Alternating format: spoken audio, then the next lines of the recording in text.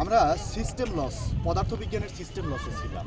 তো আমরা সিস্টেম লসটা বোঝার আগে একটা কথার সাথে পরিচিত হয়ে নিই।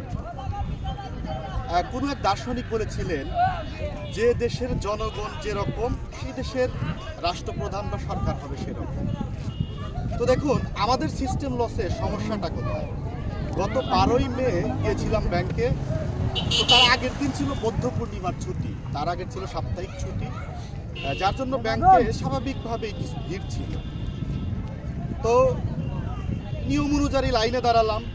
কিছুক্ষণের মধ্যে দেখা গেল বলিষ্ঠ স্বাস্থ্যের এক অধিকারী এক ব্যক্তি লাইন ওভারটেক করে ডেস্কের ভিতরে হাত দিয়ে বলতেছে, আমি অমুক অধিদপ্তরের অফিসার। পক্ষান্তরে বাম পাশ দিয়ে অন্য এক ভদ্রলোক ঢুকায় দিয়ে উনি রাজনীতিক কোনো একটা দলের ছোটখাটো পোস্টের একটা নেতা। এখন দেখুন, এই যে দুইটা ব্যক্তি এখানে যেটা করলো এটা অনিয়ম। এখানে কিন্তু রাষ্ট্র বা রাষ্ট্রের কোনো রাষ্ট্রপ্রধান বা কোনো সরকার বা তার রাজনৈতিক দল যে পরিচয় থাকুক, তার ঊর্ধ্বতন কর্মকর্তা কিন্তু তাকে বলে নাই যে তুমি ওখানে গিয়ে অনিয়মটা করো। তাহলে দোষটা কোথায়? দোষটা ওনার ব্যক্তিগত। এটা আমাদের সিস্টেম লসের মধ্যে পড়ে।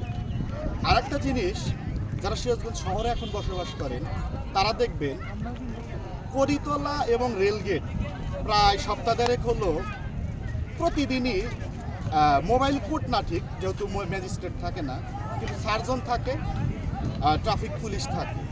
তো আপনি যদি খেয়াল করেন, করিতলা থেকে রেলগেটে যাওয়ার উদ্দেশ্যে বাম পাশের যে লেনটা, সেই লেনে দেখবেন অটোরিকশা অর্থাৎ টেসলাগুলো মোটামুটি রাস্তার বাম পাশ থেকে ডান পাশ পর্যন্ত পুরো রাস্তা ব্লক করে রাখে। একটা মোটরসাইকেল যাওয়াই কষ্ট।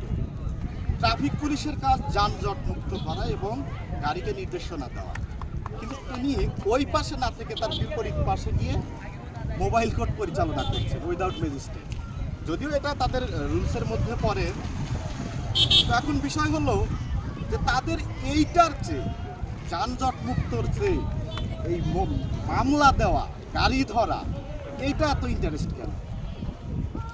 তাহলে এখানেও নিশ্চয়ই আপনি যদি একটু ভালোভাবে খেয়াল করেন দেখবেন সিস্টেম লস। আর একটা উদাহরণ দিয়ে ক্লিয়ার করছি বা আমার কথাটা শেষ করছি। এই যে আমার পরিচিত, মোটামুটি আমার মানে পরিচিত একটা বন্ধুই আর কি, তো ওদের হলো পাইকারি বিজনেস। তো স্বভাবত কোরবানির ঈদের আগে কোমল পানীয়গুলো অনেকেই স্টক করে, কারণ কোরবানির ঈদের মধ্যে এই কোমল পানীয়র চাহিদা থাকে প্রচুর। তো সে কোনো একটা বছর আমাকে বলতেছিল যে এবছর 5 পিকআপ মোটামুটি ঠান্ডা স্টক করছি, কোল্ড ড্রিঙ্কস, মোটামুটি ভালো কামামো এই।